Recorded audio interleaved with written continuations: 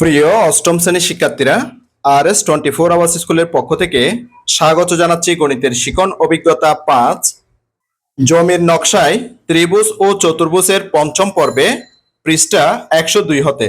তোমরা যারা এখনো প্রথম থেকে চতুর্থ পর্বগুলো দেখোনি, তোমাদের দেখার সুবিধার্থে এই ভিডিওর নিচে ডেসক্রিপশন বক্সে প্রথম থেকে চতুর্থ পর্বের লিঙ্কগুলো দিয়ে দেব। তোমরা তোমাদের সুবিধা মতো দেখে নিতে পারবে। গত চতুর্থ পর্বে আমি 102 পৃষ্ঠার এতটুকু পর্যন্ত সমাধান করেছিলাম। আজকের পর্বে সমাধান করাবো এখান থেকে। আজকের ক্লাসটি শুরু করার আগে তোমাদের কাছে একটা রিকোয়েস্ট থাকবে, তোমরা যারা এখনো আমার চ্যানেলটি সাবস্ক্রাইব করোনি তাড়াতাড়ি সাবস্ক্রাইব করে যুক্ত হয়ে যাও। গণিত সহ বিভিন্ন বিষয়ের ক্লাস দেখে নিজেদের যোগ্যতা বাড়াও। চলো এবার আজকের ক্লাসটিকে সামনের দিকে এগিয়ে নেওয়া যাক। এখন বলো তো, এমন কোনো উপায় কি আছে যেখানে উপরের পরিমাপগুলো কম্পাস কিংবা চাঁদা ব্যবহার না করেও তোমরা করতে পারবে? তোমার আইডিয়া এখানে লেখো। এখন বলা হচ্ছে যে এখন বলো তো, এমন কোনো উপায় কি আছে যেখানে উপরের পরিমাপ বলতে প্রিয় শিক্ষার্থীরা, এখানে আমি গত পর্বে কিছু মানে কম্পাস ব্যবহার করে যে কিছু পরিমাপ করেছিলাম। অর্থাৎ 100 পৃষ্ঠার যে একক কাজ ক, খ এবং গ করেছিলাম, এগুলো কম্পাস ব্যবহার না করে অথবা চাঁদা ব্যবহার না করে এই আকৃতিগুলো আমরা আঁকতে পারবো কিনা বা পরিমাপ করতে পারবো কিনা সেটা আমাদের কাছ থেকে তারা জানতে চেয়েছে। যদি করা যায়, বলছে যে তোমার আইডিয়া এখানে লেখো। প্রিয় শিক্ষার্থীরা, এখানে লেখার তেমন জায়গা নেই, এগুলো অবশ্যই যে খাতার মধ্যে করতে হবে। আমি তোমাদের জন্য এগুলো খাতায় করে দেখাচ্ছি। তাহলে আমরা যে চাঁদা কিংবা কম্পাস ব্যবহার না করে কিভাবে গত পর্বের যে পরিমাপগুলো করতে পারবো সেটা আমি এখন তোমাদেরকে দেখাবো। শুরুতে দেখাবো অর্থাৎ 1 নম্বরে দেখাবো যে কিভাবে একটি কোণের সমান করে আরেকটি কোণ তৈরি করা যায়। এই কাজটি করার জন্য আমি একটা স্কেল নিয়েছি আর 2টা কলম নিয়েছি। চলো এবার কাজটি শুরু করা যাক। আমি এখানে একটা কোণ নিয়েছি, অর্থাৎ এই যে এখানে কোণ, এই কোণটা সমান করে আমি আরেকটা কোণ অঙ্কন করব, অর্থাৎ এই কোণের সমান আরেকটা কোণ অঙ্কন করব। আমি এবার অঙ্কনটা করতেছি। যে ভূমির উপর কোণটি অবস্থিত তার নিচে ভূমি বরাবর স্কেল বসাই। প্রথমে যে কোণটা অবস্থিত সেই কোণটার ভূমি বরাবর, অর্থাৎ এই কোণটার এটা হচ্ছে ভূমি বরাবর স্কেলটাকে বসালাম। একদম সোজাভাবে ভূমি বরাবর স্কেলটাকে বসালাম। দেখো প্রিয় শিক্ষার্থীরা, স্কেল বসানোর পরে এরপর স্কেলের নিচের প্রান্তে লম্বা করে দাগ টানি। এই যে স্কেলের নিচের প্রান্ত মানে হচ্ছে এদিকে আমি একটা লম্বা করে এই যে দাগ টানলাম। লম্বা করে কি করলাম প্রিয় শিক্ষার্থীরা? একটা লম্বা করে দাগ টানলাম। দাগটা আমি কিভাবে টানলাম? এই যে কোণটা রয়েছে সেটার ভূমি বরাবর যে বাহুটা রয়েছে সেই বাহু বরাবর বসিয়ে আমি দাগটা টানলাম। দাগটা টানা হয়েছে। তাহলে এখানে কিন্তু আরেকটা বাহু রয়েছে। তারপর এভাবে একইভাবে যেভাবে আমি এই বরাবর এইটার উপর বসিয়ে দাগটা টানছি, ঠিক একইভাবে অপর বাহুর নিচে, অপর বাহু বলতে এটাকে বোঝাচ্ছে অপর বাহুর নিচে, অপর বাহুর নিচে করে আমি চাইলে দাগটাকে আরো একটু লম্বা করে দিতে পারি। প্রিয় শিক্ষার্থীরা, দাগটা আমি আরো লম্বা করে দিচ্ছি। লম্বা করে দিলে আমাদের জন্য সুবিধা হয়। লম্বা করে দিলাম। তখন যে অপর যে বাহু আছে সেই বাহু বরাবর আমি স্কেলটা এভাবে বসাচ্ছি। দেখো যে এই বাহু বরাবর স্কেলটাকে আমি বসাচ্ছি। এই যে একদম অপর বাহু বরাবর আমি স্কেলটা বসালাম। স্কেলটা বসানোর পরে স্কেলের নিচের প্রান্ত, অর্থাৎ নিচের প্রান্ত বলতে এটাকে বোঝাচ্ছে, এটা হচ্ছে উপরের প্রান্ত, এটা হচ্ছে নিচের প্রান্ত। নিচের প্রান্তে আড়াআড়ি লম্বা করে দাগ টানি। আড়াআড়ি ভাবে, যেহেতু এটা এভাবে আঁকতেছি সেই জন্য এটা হবে আড়াআড়ি ভাবে আমি দাগটা টানতেছি। এটার উপর আসি পড়ছে, এই দাগটা কিন্তু এই দাগের উপর আসি এখানে পড়ছে। দেখো দাগের উপর আসি কিন্তু পড়ছে। নতুন রেখাটি, অর্থাৎ এখন যে রেখাটি টানলাম সেই রেখাটি আগে যে রেখাটি আমি টেনেছি সেই রেখাকে বি বিন্দুতে ছেদ করে। এটা বি বিন্দুতে ছেদ করছে। কোন বিন্দুতে ছেদ করছে? বি বিন্দুতে ছেদ করছে। তাহলে বি বিন্দুতে এই বিন্দুর মধ্যে এ কোণের সমান আরেকটা কোণ এখানে উৎপন্ন হয়েছে। হ্যাঁ, অর্থাৎ এখানে যে বি বিন্দুতে এ কোণের নতুন অবস্থান। এবার আমরা সেটা একই রকম হয়েছে কিনা বা একই মাপের হয়েছে কিনা সেটা একটু মেপে দেখব। সেটা আমরা চাঁদার সাহায্যে মেপে দেখব। আমরা এখানে চাঁদার সাহায্যে মেপে দেখতেছি, কিন্তু চাঁদার সাহায্যে আমরা আঁকতেছি না। চাঁদার সাহায্যে মেপে দেখতেছি কিন্তু হুবহু হয়েছে কিনা, মানে এটার পরিমাপে এটা হয়েছে কিনা সেটা একটু দেখতেছি। আমরা আমাদের যে প্রথমে যে কোণটা ছিল সেই কোণটার পরিমাপ ছিল 41 ডিগ্রি। দেখো প্রিয় শিক্ষার্থীরা, যে 10, 20, 30, 40 এই এক দাগ 41 পর্যন্ত।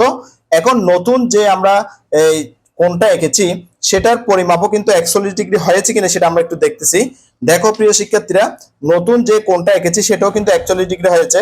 10, 20, 30, 40 এই এক দাগ অর্থাৎ 41 ডিগ্রি হয়েছে। তাহলে এই পুরা কাজটির বর্ণনা বা অঙ্কনের বিবরণটা আমি তোমাদের জন্য নিচে লিখে দেখাচ্ছি। দেখো প্রিয় শিক্ষার্থীরা, অঙ্কনের বিবরণটা আমি তোমাদের জন্য পড়ে শোনাচ্ছি। যে ভূমির উপর কোণটি অবস্থিত তার নিচে ভূমি বরাবর স্কেল বসাই, এরপর স্কেলের নিচের প্রান্তে লম্বা করে দাগ টানি। হ্যাঁ, এটা তোমাদেরকে আমি দেখালাম। এই যে ভূমি বরাবর আমি স্কেল বসিয়েছি, স্কেল বসিয়ে এই দাগটা টেনেছি।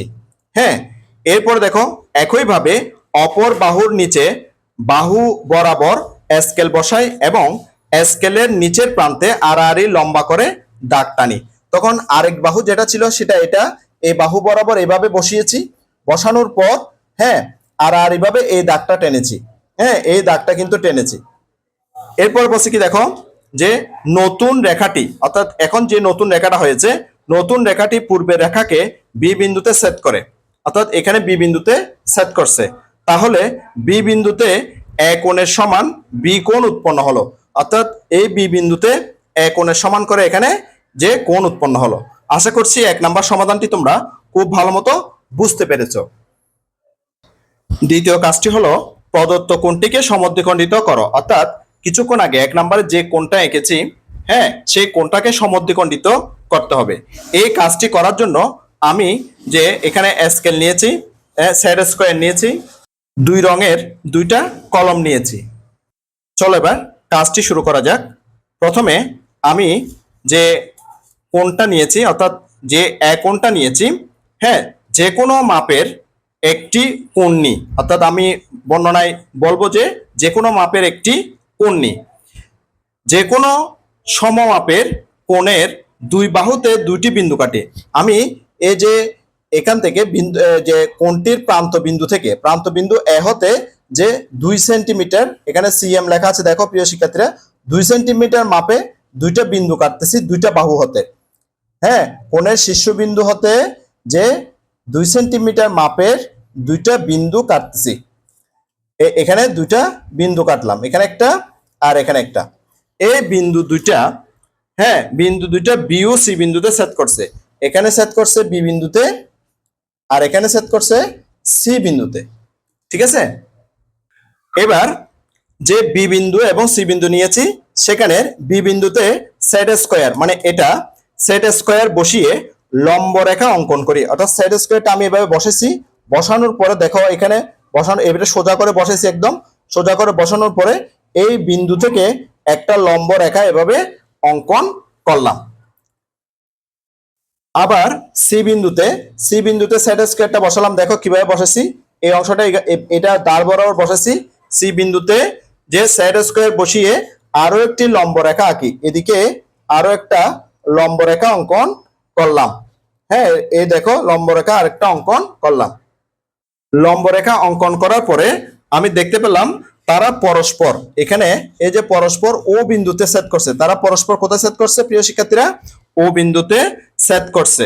হ্যাঁ, এবার ও এ যোগ করে বর্ধিত করি। এবার আমি ও এটাকে যোগ করব, এখানে যে ও এ সৃষ্টি হয়েছে অর্থাৎ এখানে এ এখানে ও, এবার ও এ যোগ করে বর্ধিত করব, অর্থাৎ ও এটাকে আমি যোগ করতেছি, একটু অ্যাডজাস্ট করে দেখতে হবে।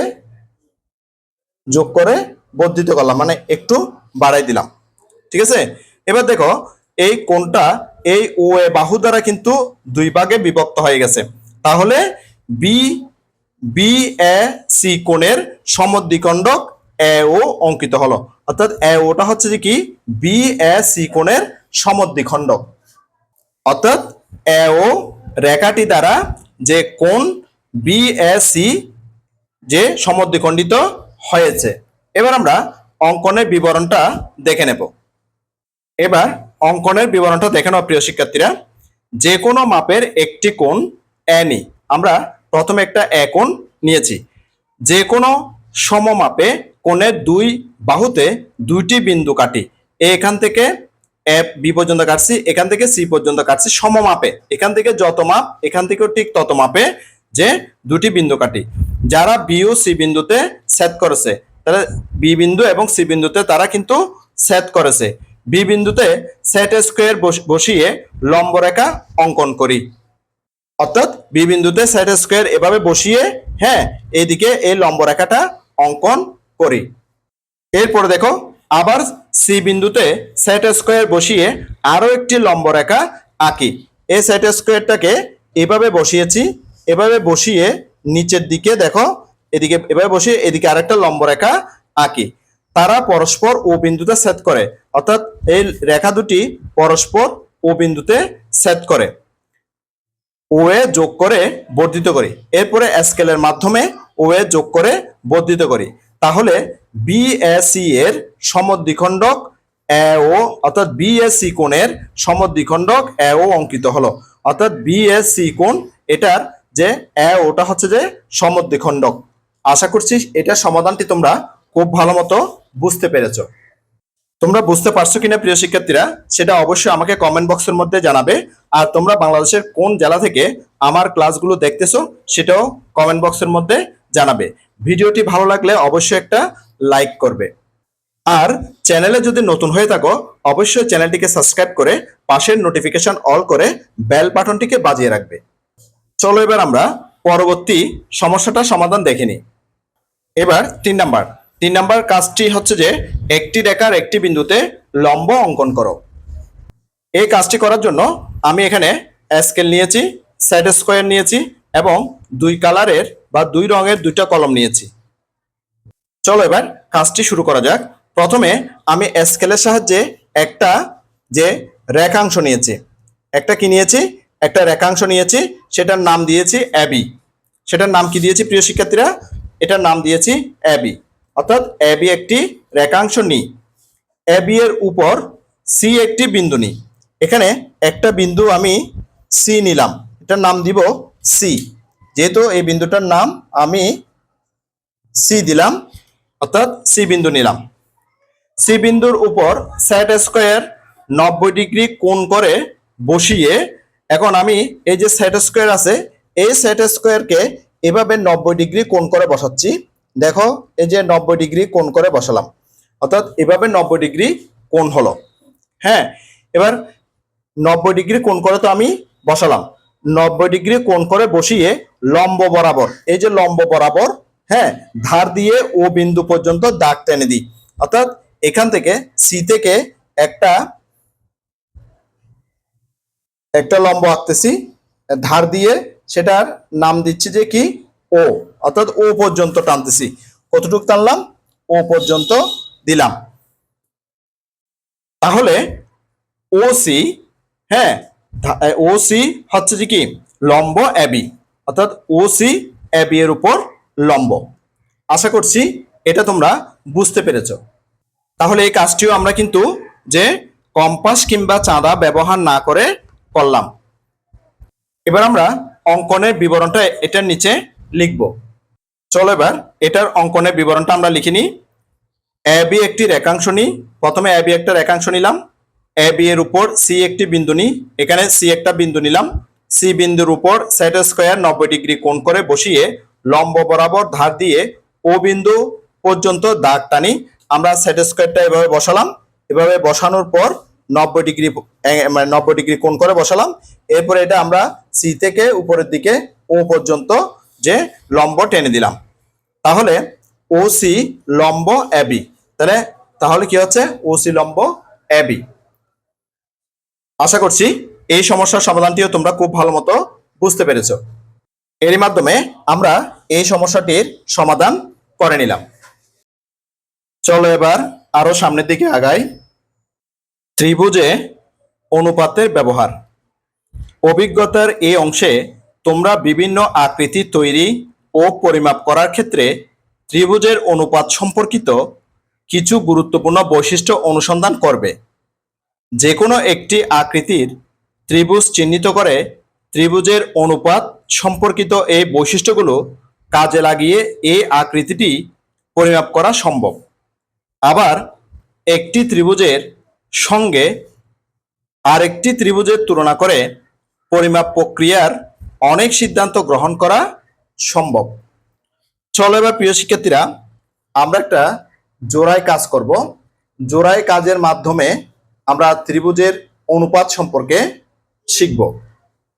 চলো এবার আমরা জোড়ায় কাজটা দেখে নিই।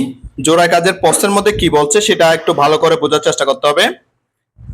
আমরা ইতিমধ্যে জেনেছি ত্রিভুজের ক্ষেত্রফল সমান হাফ গুণ ভূমি গুণ উচ্চতা, অর্থাৎ হাফ ইন্টু ভূমি ইন্টু উচ্চতা। এটা আমরা কিন্তু ইতিমধ্যে কিন্তু জেনে গেছি।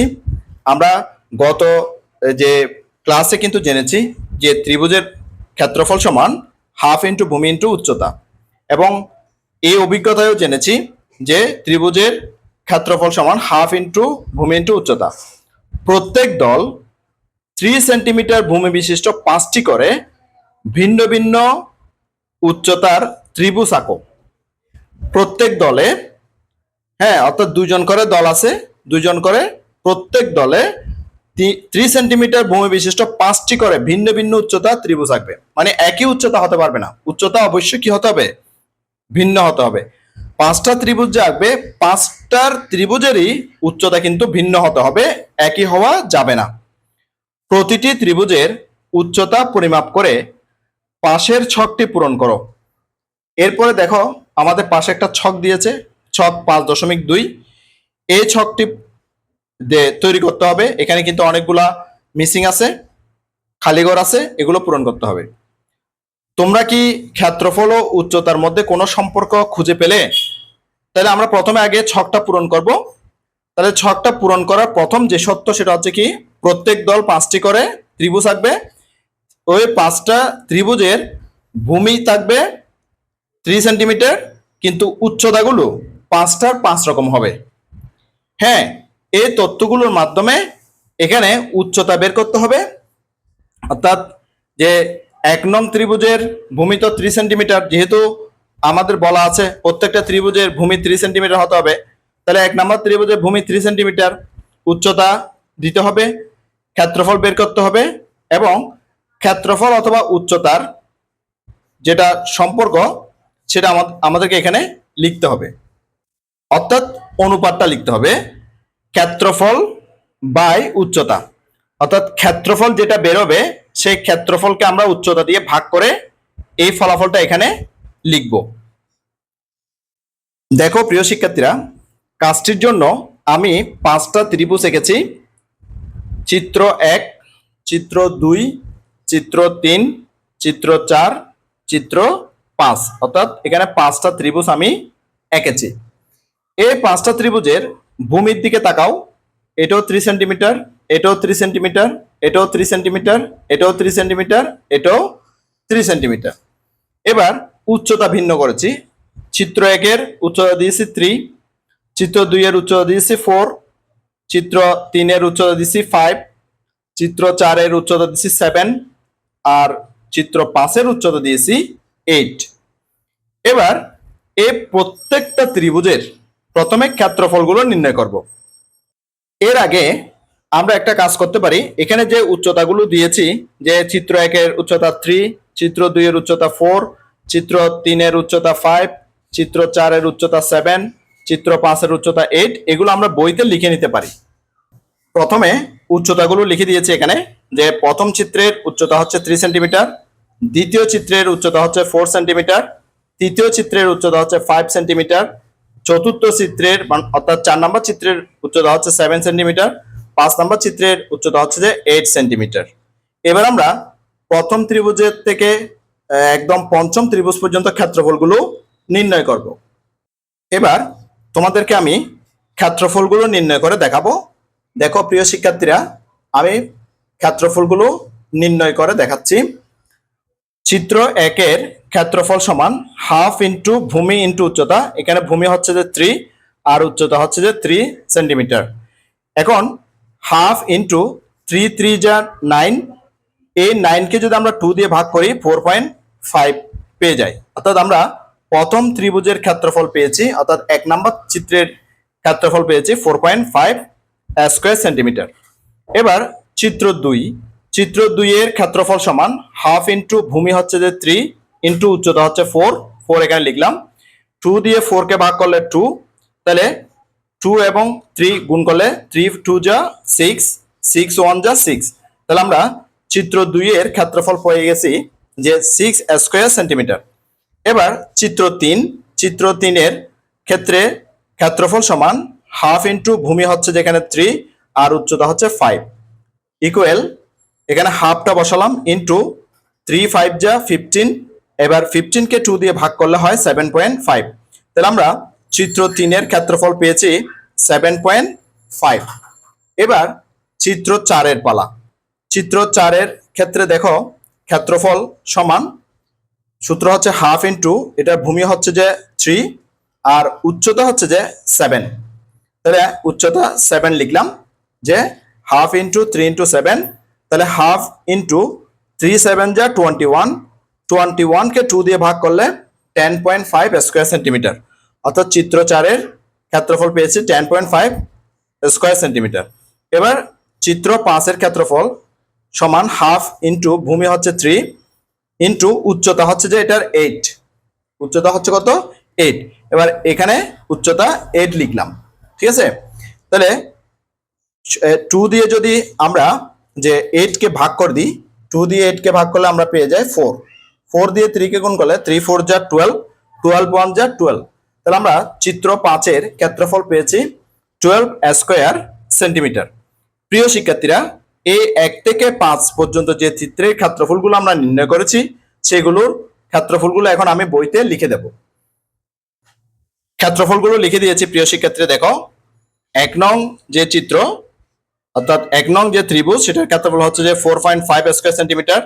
2 নং যে ত্রিভুজ সেটার ক্ষেত্রফল হচ্ছে যে 6 স্কয়ার সেন্টিমিটার। 3 নম্বর যে চিত্র বা ত্রিভুজ সেটার ক্ষেত্রফল হচ্ছে যে 7.5 স্কয়ার সেন্টিমিটার। 4 নম্বর যে চিত্র বা ত্রিভুজ সেটার ক্ষেত্রফল হচ্ছে যে 10.5 স্কয়ার সেন্টিমিটার। আর 5 নম্বর যে চিত্র বা ত্রিভুজ সেটার ক্ষেত্রফল হচ্ছে যে 12 স্কয়ার সেন্টিমিটার। এবার আমরা এই কলামটা পূরণ করব। এখানে ক্ষেত্রফলকে উচ্চতা দিয়ে ভাগ করতে হবে, তাহলে 4.5 কে 3 দিয়ে ভাগ করতে হবে, তখন এটার আমরা ফলাফল পেয়েছি 1.5। প্রিয় শিক্ষার্থীরা, আমরা ক্যালকুলেটর দিয়ে করে দেখতে পারি যে 4.5 ডিভিশন 3 ইকুয়াল আমরা পেয়ে গেছি দেখো 1.5। হ্যাঁ, 1.5 পেয়েছি, সেটা এখানে লিখেছি। ঠিক একইভাবে 6 কে আমরা 4 দিয়ে ভাগ করব। 6 কে 4 দিয়ে ভাগ করে আমরা পেয়েছি 1.5, সেটা আমি এখানে লিখে দিচ্ছি 1.5। এবার 7.5 কে 5 দিয়ে ভাগ করব। 7.5 কে আমি 5 দিয়ে ভাগ করছি, পাইছি কত দেখো 1.5, সেটা এখানে লিখে দেব 1.5। এবার 10.5 কে 7 দিয়ে ভাগ করব। 10.5 কে 7 দিয়ে ভাগ করে আমি পেয়েছি 1.5, সেটাও আমি এখানে লিখে দেব। এবার 12 কে 8 দিয়ে ভাগ করব। 12 কে 8 দিয়ে ভাগ করে আমি পেয়েছি 1.5, সেটা আমি এখানে লিখে দিচ্ছি 1.5। এখন তারা আমাদেরকে একটা প্রশ্ন করছে, তোমরা কি ক্ষেত্রফল ও উচ্চতার মধ্যে কোনো সম্পর্ক খুঁজে পেলে? দেখো তো প্রিয় শিক্ষার্থীরা, আমরা কোনো সম্পর্ক খুঁজে পেয়েছি কিনা।